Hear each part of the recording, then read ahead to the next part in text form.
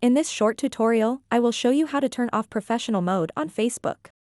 Professional mode is a feature that allows you to use your Facebook account in a more business-oriented way. However, if you prefer to use Facebook for personal reasons only, you can easily disable professional mode. To get started, open up the Facebook mobile app and then tap on the menu button at the bottom right corner of the screen. Then tap on your name at the top. Once you are on your Facebook profile, tap on these three little dots.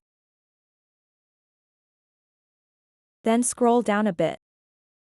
Now you'll see an option called Turn Off Professional Mode.